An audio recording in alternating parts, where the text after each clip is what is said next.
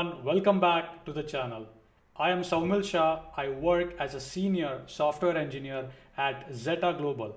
And today we have a fantastic discussion lined up. We are diving into the new feature from AWS, which is Amazon S3 tables. But I am not alone in this. Joining me today is someone who knows this product inside and out. Anupriti, a senior product manager at AWS for S3 table. She's here to give us a deep dive into what the feature is, why it matters, and how you can start leveraging it today. Anupriti, welcome to the channel. Hey Soumil, thank you for having me. Very excited to be here. S3 tables is a new feature in AWS, and I'm thrilled to walk you through how they help simplify data lakes at scale. Awesome, Anupriti. So let's start with the basic. What exactly are S3 tables and why should data engineers and analysts care about them? Yeah, so before we talk about what exactly are S3 table buckets, let's revisit like how we landed onto this feature. Okay. So for really long time, customers have organized their tabular data sets into objects and prefixes in S3. And that's also because they were mirroring the file systems workloads back when these data lakes were hosted on on-prem devices following the files and folder structure. But things like maintaining data consistency with multiple applications working on the same data sets or evolving the schema as data sets change over time increase the complexity of these systems and made it more time consuming to process data at scale. So this is really where these new open table formats came into picture from last couple of years. And Apache Iceberg is one of the most popular open table formats that we have been hearing about from our customers. Now, what Iceberg really does is introduces this metadata layer, which provides a framework to structure the data sets, these Parquet data sets, into their storage. This metadata layer really acts as that key part of the table format that provides the capabilities like transaction support, flexible schema evolution, time travel, and rollback, making it very easy for customers to reliably handle their data sets even when their workloads are evolving. However, now with the iceberg, customers today face new challenges, specifically around managing and securing these data lakes at scale. So now what S3 tables does is that S3 table has introduced this new bucket called table bucket that addresses these challenges by offering improved performance, simplified security, and automated cost optimization. Specifically, this is a bucket which is purpose built for storing Apache Iceberg tables. It has about 10 times higher transactions per second request performance than S3 general purpose bucket.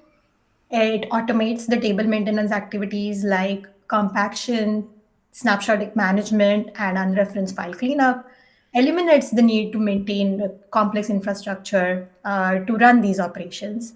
And then finally, it brings the S3's durability and availability with Iceberg's transactional consistency. That is super interesting. And I know AWS always listens to their customer. Can you share some of the most common use case and challenges that S3 tables are solving? Yeah, I think when I think of the most common use cases, I think of like three cases in my mind. The first one would be the company storing financial transactions data. Think of like stock trades, market data.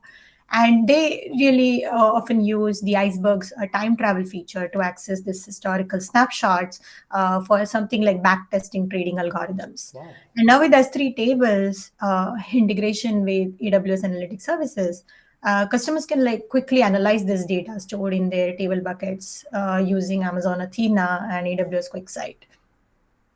The other use case, which is very common, is from like media and advertising companies, which use to store massive amounts of clickstream data.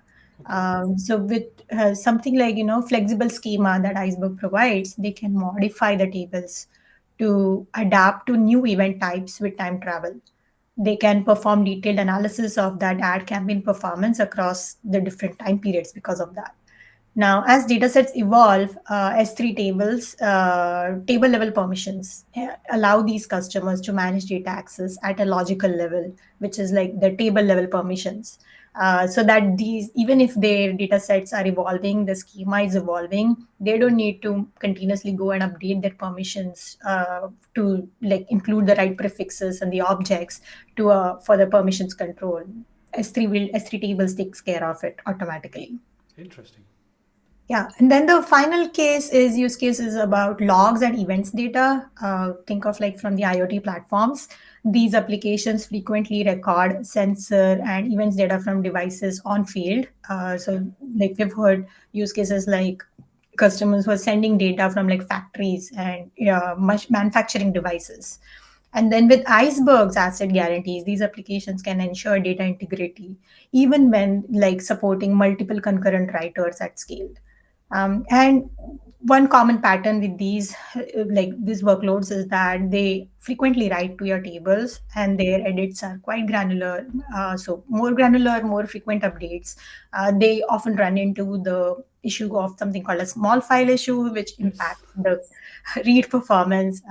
But what S3 tables does there is like it provides this automatic compaction, so that will routinely consolidate these small objects into larger ones, helping customers maintain the query performance even when their data sets are growing. That's great. Fantastic. At Zeta Global, we have been exploring S3 table buckets. It helps us improving the scale, performance, and cost effectiveness of our data ingestion and query capabilities of our marketing platform. We have seen a ton of value simplifying our data architecture with managed table storage and interoperability with multiple query engines and data processing engines like Spark, Trino, PyIceberg, and DuckDB. That's so cool. Yeah, we launched integration with DuckDB yesterday, so that's really cool. Thank Yeah, you for that's sharing right. that. So, Anupriti, since the reInvent launch, how has the customer response been? And can you share any new updates or feature we have seen in the S3 tables recently? So since reInvent, like when we launched this feature last year, our focus has been bringing S3 tables to more and more customers. And when we launched it in three regions. But since then, we have added more region support. Okay. Today, S3 tables is now generally available in 11 regions, and will Wow. continue to add to additional regions over time. Um, Post that, we also published AWS solution guidance to help customers migrate their data sets like Parquet data sets or Iceberg data files, Iceberg tables stored in S3 general purpose buckets to S3 table buckets. Then we added a support for our create table API, so that you could directly define columns and data types when creating a table using create table API. Okay. So this just enables like programmatic table creation with predefined columns. Um, Okay. After then we actually so when we launched S3 table buckets, we launched it with 100 tables within our Wow. table bucket. But at I think it was about January end when we launched, we added like increased the quota for these tables from 100 tables to 10,000 tables per table Wow. bucket. Yeah. And the more recently, again, on March 13th, S3 tables integration with AWS analytics services, that is like my SageMaker Lakehouse went GA. Wow. So now we expect our AWS customers to bring their production workloads to S3 tables. This integration has allowed us to simplify the getting started experience as well, about in S3 management console, making it very easier for the customers to now create and query S3 tables directly on console. And the final update, S3 tables also added new APIs that are compatible with Iceberg REST catalog standard. Wow. So with the GA integration with SageMaker Lakehouse, S3 tables already had like Iceberg REST catalog support, which is a very key capability that allows customers that are using any application that is like Iceberg REST compatible to work with these tables, whether these tables are in Redshift or they are in Amazon S3. Now, this integration is also allowed to integrate with our partners, which we're going to talk like in a bit, to add support for S3 tables. Okay. And now with this new APIs that we added onto S3 tables, for which are compatible with Iceberg REST catalog standard, we are giving customers access to S3 tables directly using any applications that understand these standards, making it even more easier for the customers to bring their applications and run it on S3 tables. And finally, along with these all updates and features, we are also excited to work with our integration partners like Snowflake, Starburst, Dreamio, StreamNative, DuckDB, Daft, HiByte, and PuppyGraph. Wow. So there's a lot of cool things that we've been working on, and we are very excited to continue this work and make this more easy and meaningful for our customers. That is great, Anupriti. So now we can use Amazon S3 table with a lot of other open source engine, right? Yeah, actually, you make a good point. When we launched S3 tables at reInvent, we launched it with like compatibility with Apache Spark and AWS first-party engines. Okay. But yeah, since then, definitely we have added many more engine supports, and as I discussed, the partner integration. So making it more and more easy for our customers to use S3 tables.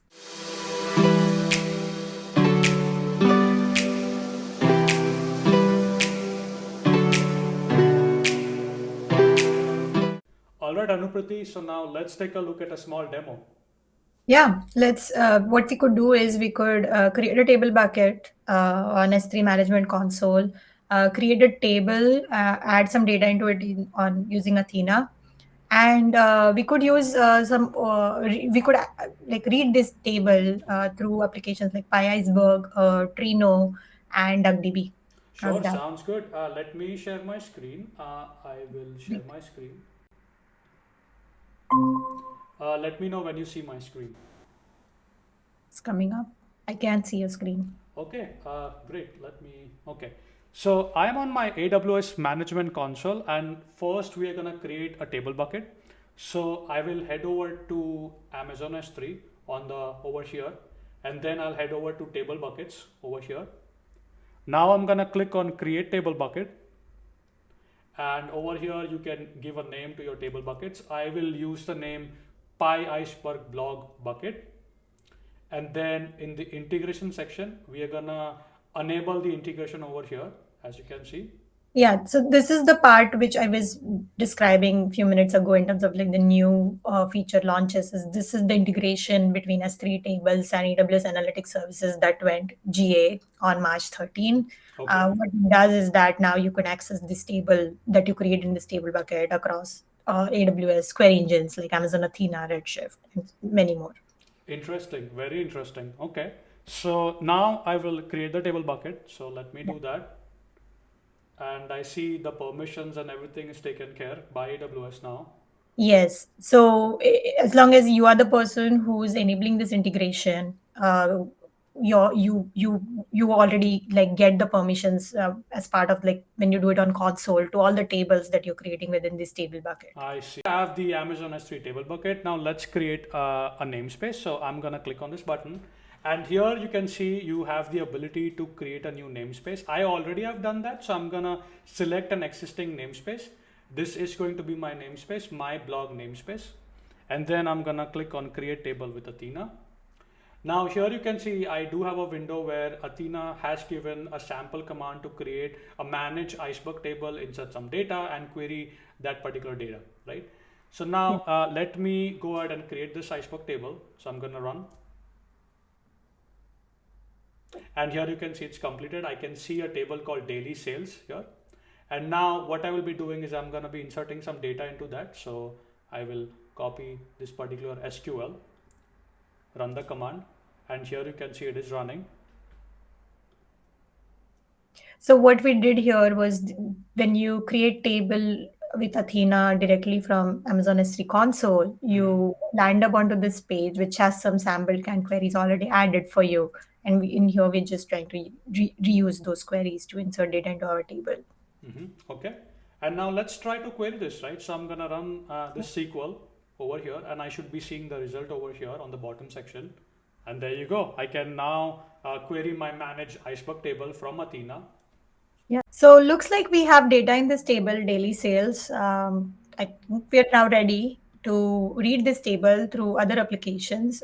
Maybe start with PyIceberg, Soumil? Yeah, Anupriti, that sounds good. So I'm gonna share my Jupyter notebook and we'll get started. So the first step is, ensuring that you have all the dependencies such as PyIceberg, PyArrow, and Boto3. I already have installed all these dependencies prior to the video. So the first step is we're going to define all the imports. Here we are defining PyIceberg. We are importing a function called load catalog. We are importing PyArrow over here, JSON and Boto3.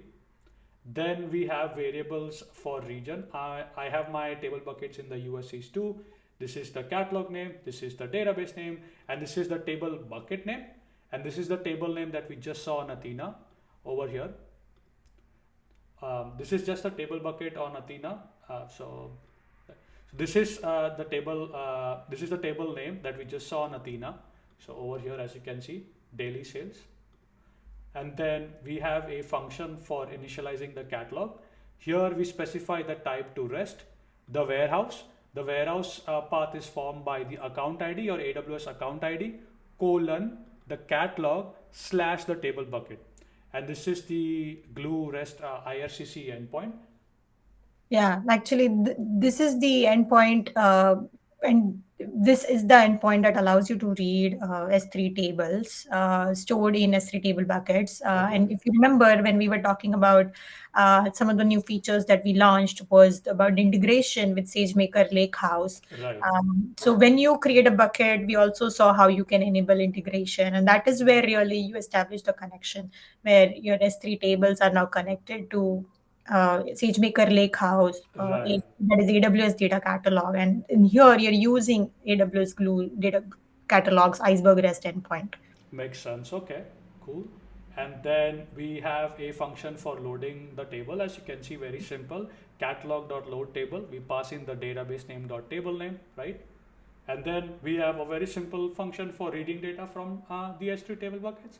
So here it takes a table object. We call .scan method on that, and then we convert that into a pandas data frame, and then we just print that on the console. So I will execute the cell. And now I will try to read the data. As you can see, I'm executing the cell. And here you can see the data frame on the console. Nice. And again, this is the same data which we queried using Athena over here, as you can see, right? So same data over here. Yeah, so in here we just read the table, but on PyIceberg using AWS Glue Iceberg REST endpoint, you can also write to the table to the same client. That is correct. Right. So now maybe we can read the same table using Trino. I know you already have the executive command mentioned in here. Do you want to share how we set up Trino before that? Yeah, absolutely, Anupriti. Let me quickly share my IntelliJ. Do you see my screen? Yeah, I can. So yeah, I have a very simple setup, a Docker Compose setup, as you can see. I am using the latest image over here and I'm exposing port 8080. The Trino is running on port 8080. And the most important part is the iceberg.property file. And I will try to zoom in here. So the connector name is going to be iceberg. The catalog type, Anupriti, will be REST over here. And here, as you can see, the glue IRCC endpoint, right? Yeah, the same one like we discussed. You're absolutely right. Yes. Using AWS Glue's Iceberg REST endpoint. Absolutely correct, Anupriti. So iceberg.rest-catalog.uri, and this is going to be the value. I'm working in the US East 2, so this is why I have US East 2, but if you're working in a different region, please feel free to change that. Now this is going to be the warehouse path. So this is made by account ID colon the catalog name slash your S3 table buckets, right? And then over here, I'm simply setting my AWS access, AWS secret key, and the region. So, and as you can see, a pretty generic configuration. And now we'll query our S3 table buckets using Trino. So let's go here, and I have a command over here. So I'm gonna exec into the Trino container, and then I'm gonna run the query on the same table. Remember, we queried the data using Athena, then we queried using PyIceberg, and now we are querying using Trino. Okay, so let me execute the cell. And here you can see I'm able to query the same data now in Trino. For the next one, we just integrated with DuckDB and you already have some setup already. So maybe show our viewers how you can read the table on DuckDB. Absolutely, Anupriti. I would love to show that. And here I have a very simple example for DuckDB as well. So here inside the Jupyter notebook, I'm executing DuckDB commands, right? So first I start the DuckDB shell over here. I load the AWS module, as you can see over here. I load the HTTPFS module. I load the iceberg module. I load the Parquet module, and then I call a function load AWS credentials. So this will load my AWS credentials. After that, over here, Anupriti, I'm creating a glue secret. This is my AWS access, my secret, and the region over here, right? After that, I will be attaching, the catalog over here, right? And the same format for the warehouse, right? Account ID colon the table bucket, and then the bucket name goes here. Same format over here. So now we have already seen querying the data with Athena. We have already seen querying data with Trino as well, and now we're gonna query with DuckDB. So now let me execute the cell. So I'm gonna execute this particular cell. So this establishes your connection Yes. next to the data. So the same data we are now able to query using DuckDB. And that's a wrap for today. We have explored S3 table buckets. We have created the iceberg table using Athena. We queried the same data using Athena. We also learned how we can query the same data using PyIceberg, Trino, and DuckDB. A huge thank you to Anupriti for joining us and sharing all the insight straight from AWS. And if you found this valuable, make sure you hit the like button, subscribe to the channel for more updates. So Anupriti, where can people follow your work and stay up to date about S3 table buckets? Yeah, so for S3, to learn about S3 tables, visit our product page, visit our documentations page, and to follow my work, you can always follow me on LinkedIn. Sounds great. Thank you, Anupriti, again. Thanks again. And thank you all for watching the video. Keep smiling, keep programming, and I'll see you in the next video.